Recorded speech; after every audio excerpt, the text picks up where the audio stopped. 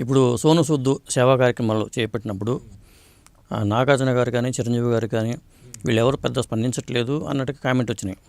మీరు రియాక్ట్ అయ్యి ఫేస్బుక్లో పెట్టారు మీరు. అవును అవును.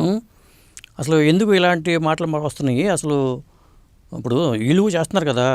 అదే కదా, ఇప్పుడు నేను మీకు ఇందాక ఏం చెప్పాను, సినిమా గురించి కానీ సినిమా వాళ్ళ గురించి కానీ సినిమా హాళ్ళ గురించి కానీ ఎవరన్నా ఏదైనా మాట్లాడితే నాకు కోపం వస్తుందని చెప్పాను. నాకు వాళ్ళతో పరిచయం ఉండక్కర్లేదు, వాళ్ళు బాగా నాకు తెలిసి ఉండక్కర్లేదు, సినిమా వాడైతే చాలు. నాకు నిజంగానే ఫస్ట్ నుంచి నేను రియాక్ట్ అవుతాను. అవును.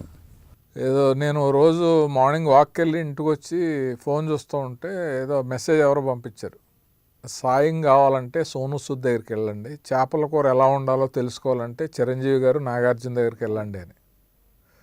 చూడగానే నాకు చివుక్కు అనిపించింది. ఓకే. వచ్చి ఏంటి వీళ్ళు అంటే, నిన్న మొన్నటి నుంచి సోను సూద్ మొదలెట్టాడు. సినిమా ఇండస్ట్రీ స్టార్టింగ్ నుంచి ఎన్టీఆర్ ఏఎన్ఆర్ కాడి నుంచి జోలు పెట్టో లేకపోతే సందాలు వసూలు చేసో, మామూలు తుఫాన్లు వచ్చినా మామూలు ఎలాంటి విపత్తులు వచ్చినా వెళ్ళి అందరూ సాయం చేస్తున్నారు. మన హీరోలు ఎంతమంది 10 లక్షలు 20 లక్షలు 25 లక్షలు 50 లక్షలు ఇలా ఇచ్చిన వాళ్ళు ఉన్నారు. అవును. వాళ్ళందరూ చేసినంతా వేస్ట్ అయిపోయినట్టు. చిరంజీవి గారు బ్లడ్ బ్యాంక్ పెట్టాడు, ఆయన ఐ బ్యాంక్ పెట్టాడు. తర్వాత త్రిబుల్ సి అంటే బాలకృష్ణ గారు 50 లక్షలు ఇచ్చారు. బాలకృష్ణ గారు బసవతారకానికి ఎంతో సేవ చేస్తున్నారు. హిందూపూర్లో ఎమ్మెల్యేగా ఎంతో సర్వీస్ చేస్తున్నారు. నాగార్జున గారు డొనేషన్ ఇచ్చారు, మహేష్ బాబు ఇచ్చారు. అందరూ యంగ్ హీరోస్ అందరూ ఇస్తేనే కదా త్రిబుల్ సి అనేది మొత్తం ఇండస్ట్రీకి అంతటికి అంత సర్వీస్ చేశారు.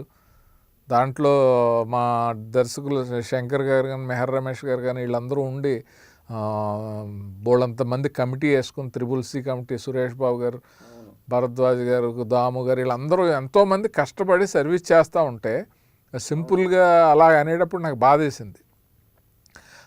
ముఖ్యంగా చిరంజీవి గారి గురించి.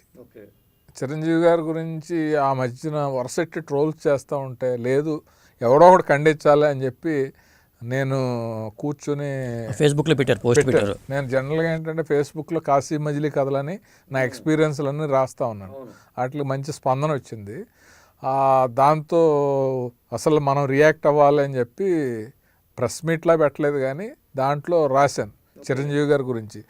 ఆయన ఎలా వచ్చాడు, ఎంత కష్టపడ్డాడు, ఎలా సంపాదించాడు, ఎలా పేరు సంపాదించాడు, ఫ్యామిలీని ఎలా చూసుకున్నాడు, సమాజానికి ఏం చేశాడు, సినిమాలకి ఏం చేశాడు, ఆ సినిమాల వల్ల ప్రభావితమై ఎంతమంది హీరోలు అయ్యారు, ఎన్ని లైఫ్లు సెటిల్ అయినాయి, ఇలాంటివన్నీ వివరించి రాసేటప్పటికి దానికి మంచి స్పందన వచ్చింది. అది ఆల్రెడీ కొంతమంది మ్యాగజైన్స్లో వేశారు, కొన్ని టీవీలో చూపించారు. అది చిరంజీవి గారి దగ్గరికి వెళ్ళింది. ఆయన చాలా పాజిటివ్గా దానికి స్పందించి ఆయన ఒక వాయిస్ మెసేజ్ నాకు పంపించారు. అవును.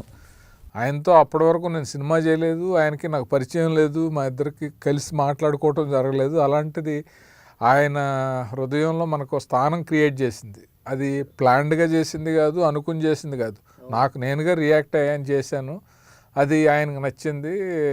తర్వాత ఆయనతో ఇప్పుడు నాకు ఓ మంచి అనుబంధం ఏర్పడింది.